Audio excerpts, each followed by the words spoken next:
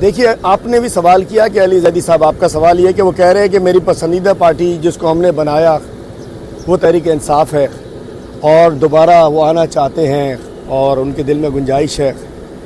तो मैं कहना चाहता हूँ, शायद कोई शेर भी पढ़ के सुनाया, अभी आप बता रहे थे क्या शेर था उन्होंने पढ़ के सुनाया?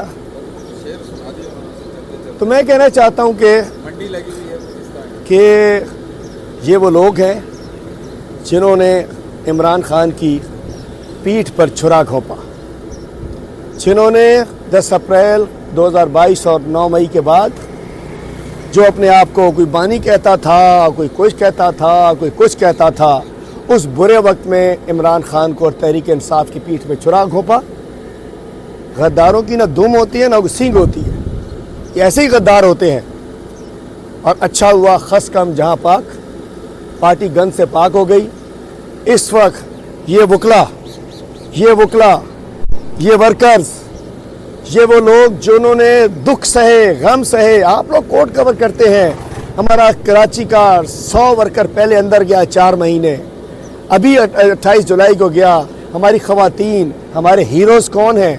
डॉक्टर यास्मीन राशिद हमारी पार्टी की हीरो है, महमूद रशीद साहब, उमर चीमा साहब, सनम जावेद साहिबा, हमारी ख़वातीन। मैं तो नहीं, मैं तो एक वर्कर हूँ। वो तमाम लोग जिन्होंने जेल में सबूतें सीखी सही, वो पार्टी के लॉयलिस्ट हैं, वो इमरान खान के समझे वफादार हैं।